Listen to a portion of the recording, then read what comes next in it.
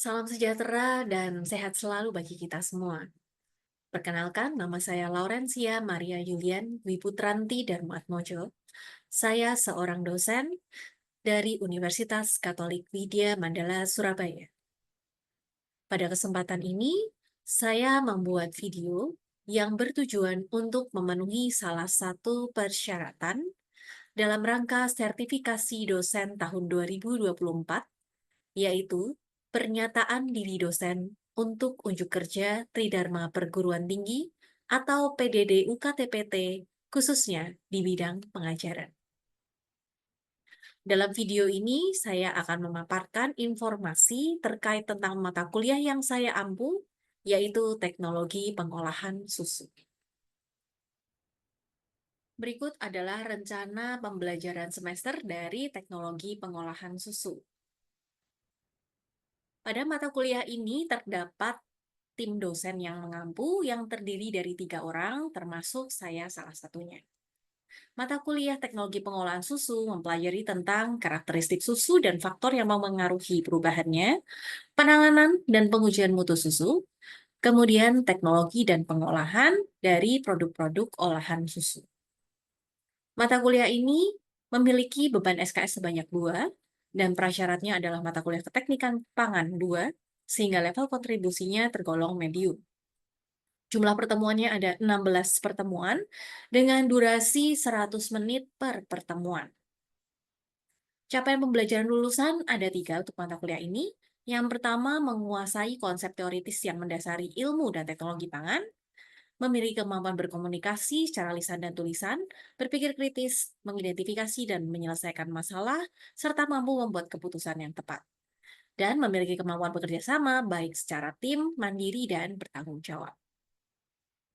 Untuk capaian pembelajaran mata kuliah, setelah mengikuti kuliah ini diharapkan mahasiswa mampu, yang pertama, menjelaskan struktur dan karakteristik susu serta faktor yang mempengaruhi perubahan karakteristiknya.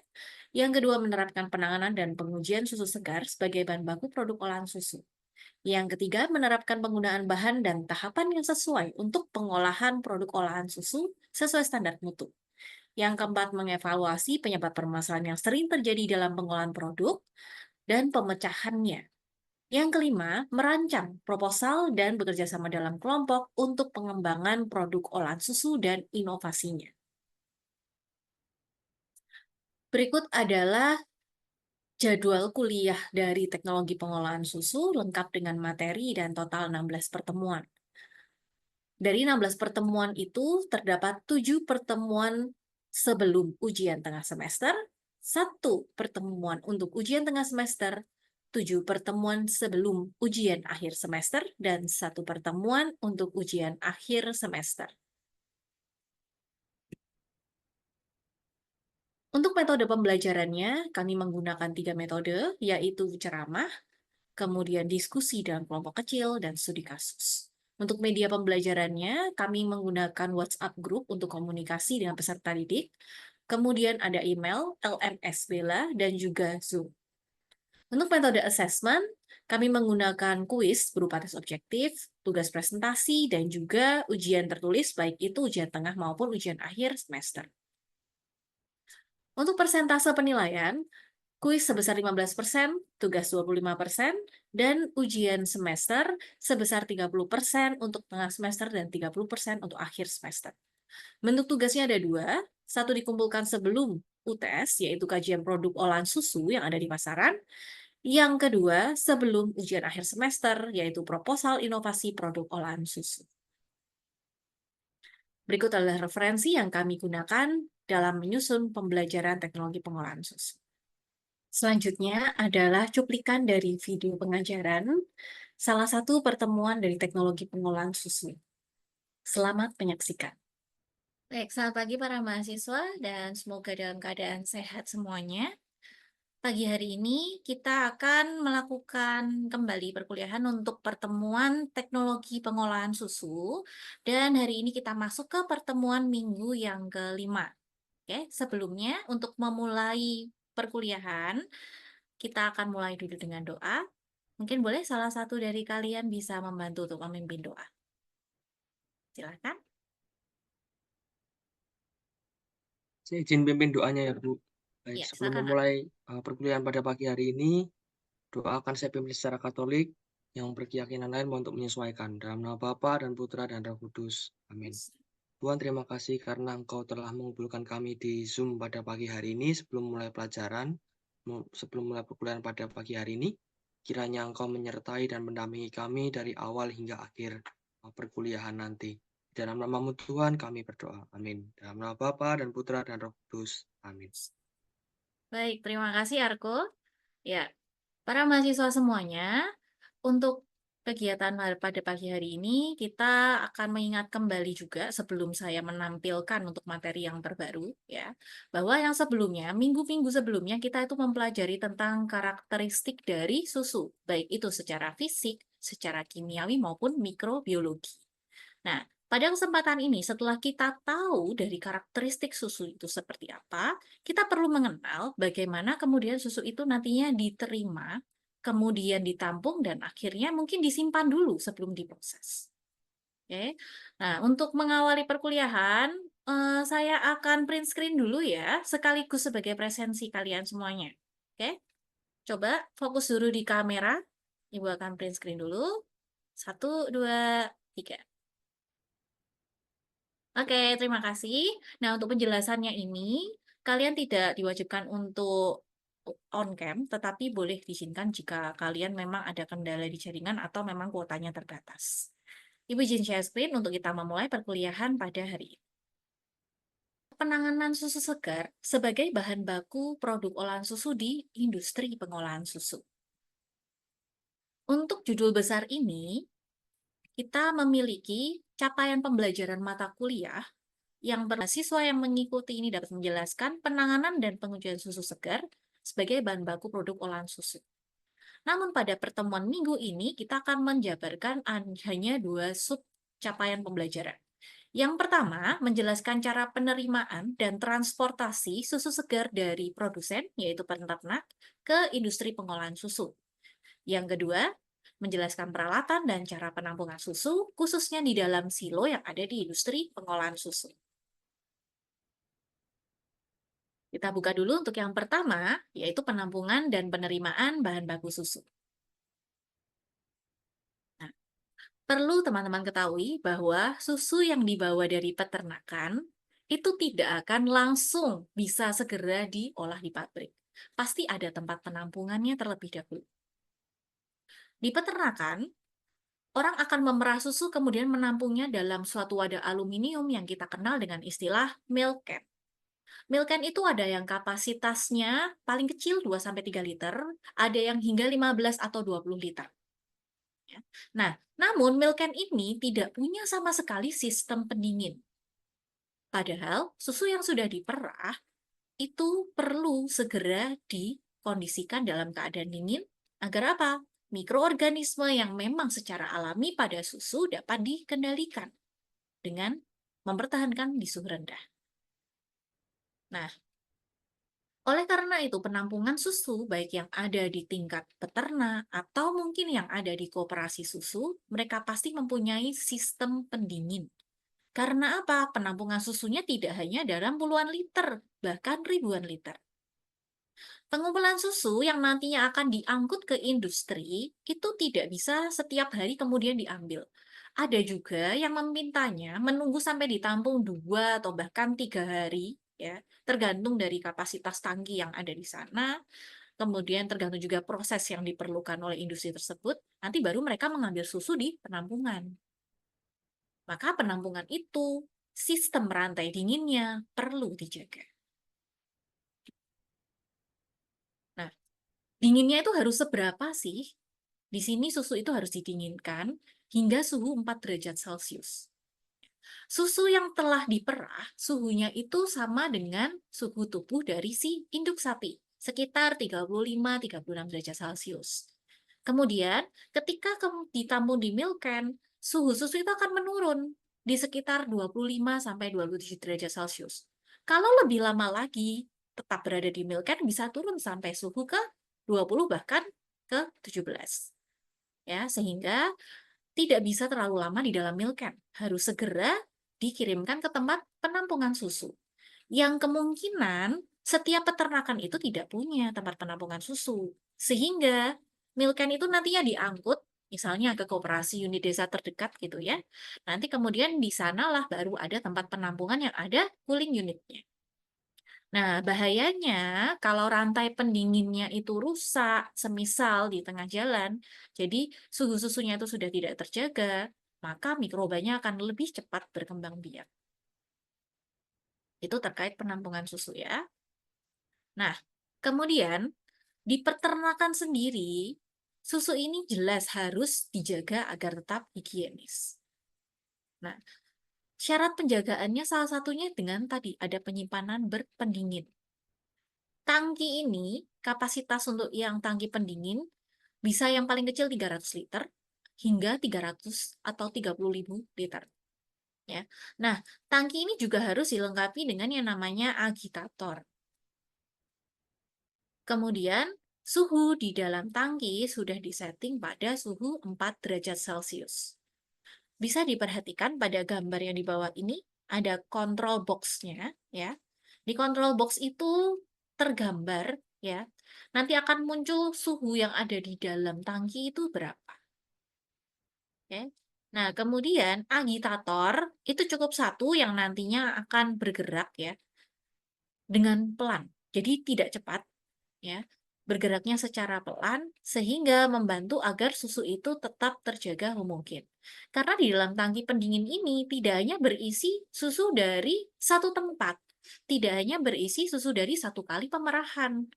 Kalau namanya tempat penampungan, berarti bisa saja dari banyak peternak, bisa saja campuran dari susu sore, susu pagi, dan susu keesokan harinya lagi.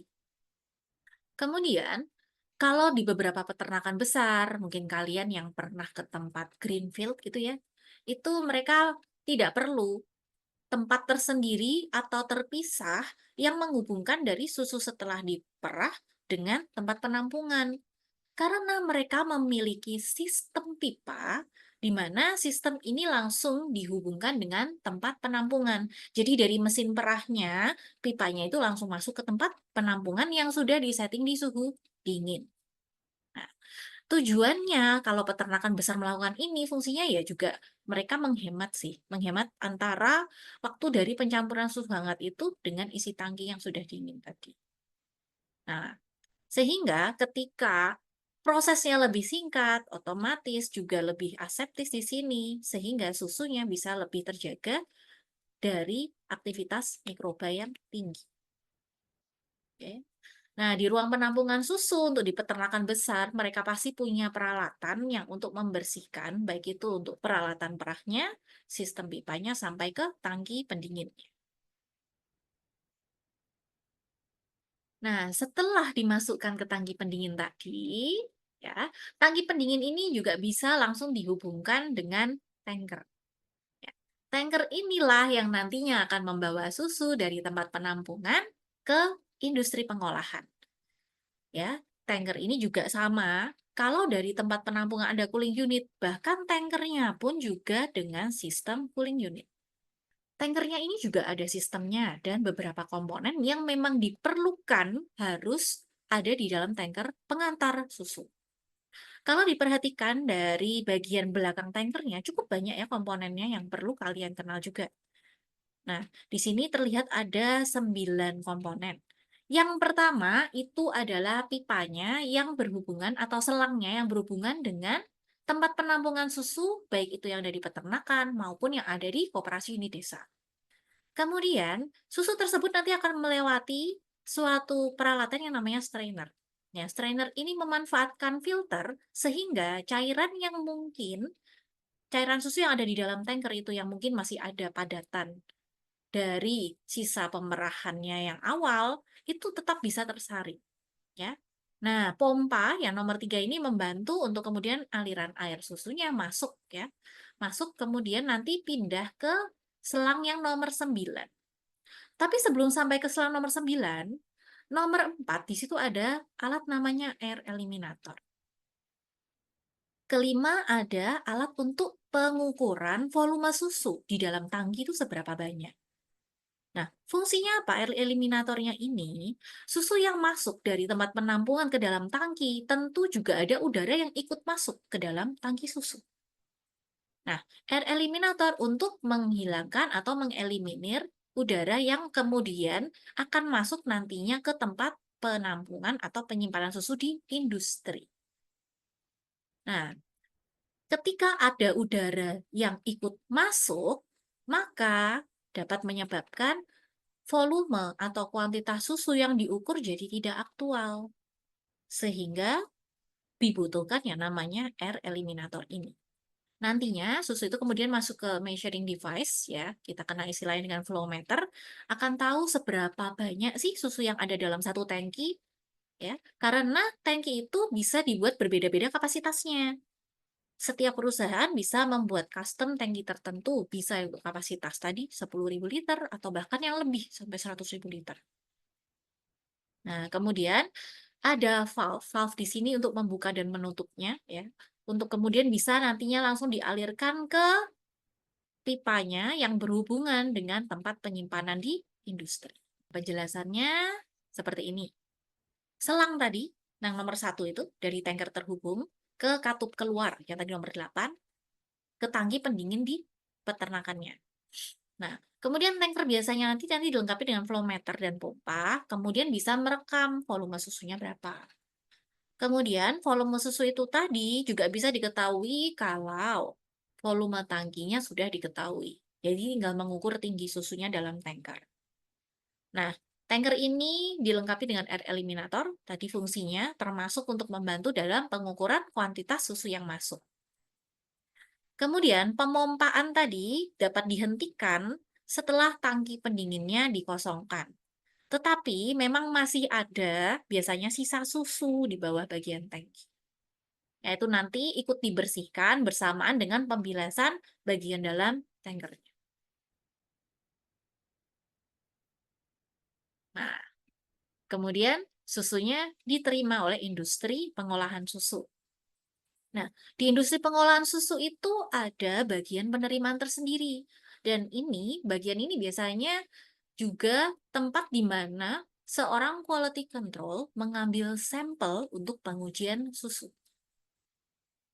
Nah, hal pertama ketika truk tangkinya masuk ke industri pengolahan susu, jelas pengecekan jumlah atau kuantitas. Nah, kuantitas ini nantinya akan dicatat ya, bisa berdasarkan volume, bisa berdasarkan berat. Kalau berdasarkan berat itu akan menimbang ya, berat tangkinya berapa saat datang dan diketahui berat tangki kosong. Tetapi kemungkinan errornya cukup tinggi, sehingga yang sekarang banyak digunakan itu adalah berdasarkan volume. Kalau berdasarkan volume, maka tadi dibutuhkan ada air eliminator, kemudian ada juga measuring device-nya yang berupa flow meter.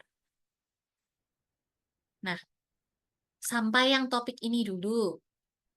Ada yang mungkin mau kalian tanyakan, jadi sebelum kita sampai ke penyimpanan ya, itu tadi baru tahapan bagaimana susu ditangani di peternakan, sampai kemudian susu itu dihitung jumlahnya dan masuk ke industri pengolahan susu. Ada yang mau tanya dulu kah sebelum saya melanjutkan? Oke, Marcel silahkan. Iya, Bu, makasih. Suara saya terdengar nggak, Bu? Ya, jelas terdengar. Oh iya, terima kasih kesempatannya, Bu. Saya mau bertanya, Bu, untuk di mobil membawa tank itu ya, Bu, itu apakah ada agitatornya juga ya, Bu? Nah kan biasa apa ya, takutnya susunya terpisah atau apa gitu. Biasanya kan susu Oke. segar bisa kepisah. Ya, pertanyaan yang bagus sekali. Ya, di dalam mobil tangkinya ada agitatornya. Ya, kecepatannya juga disetting sama seperti yang di kecepatan penampungan, sehingga tetap kecepatannya sangat pelan. Ya, karena kalau tidak ada agitatornya, kita takutnya terjadi pemisahan. Susu itu kalau kalian diamkan di suhu ruang, itu pasti bisa terjadi pemisahan karena adanya gaya gravitasi tadi. Ya, dan juga kalau misalnya agitatornya di bagian dalamnya itu terlalu keras ya perputarannya gitu, terlalu cepat, itu juga berbahaya karena bisa menyebabkan yang namanya ada disintegrasi globula lemak. Oke, seperti itu jawabannya Marcel. Apakah sudah lebih jelas? Iya, sudah, Bu. Makasih, Bu. Oke, terima kasih. Bisa Ibu lanjutkan ya untuk yang topik yang berikutnya. Untuk yang subtopik yang kedua. Yang penyimpanan susu segar. Susu yang baru datang tadi, yang sudah masuk ke storage tank tadi, bentuknya ini ya, sebesar ini, setinggi ini akan disetting juga di dalamnya suhunya itu 4 derajat Celcius. Ya, karena selama transportasi bisa saja ada kenaikan sedikit di atas 4 derajat Celcius. Nah, alat yang digunakan untuk bisa membantu pendinginan susu itu adalah plate heat exchanger. Sehingga di dalam tangki silo ini nantinya juga akan terkondisikan suhu susunya dalam kondisi yang dingin. Ya. Nah, misalkan perhatikan di gambar ini di bagian bawah itu ada agitatornya juga. Agitatornya ini bisa lebih dari satu ya, tidak hanya satu, tergantung isi yang ada di dalam silo. Nah, untuk penyimpanan susu segar ini di industri, mereka menggunakan silo yang kapasitasnya sudah cukup besar, 100.000 bahkan sampai 500.000 liter. Nah, tangki silonya yang lebih kecil bisa diletakkan di dalam industri. Tetapi umumnya kalau mau mengurangi biaya, ya tangkinya sekalian yang besar dibangun di luar industrinya, di luar ruangannya.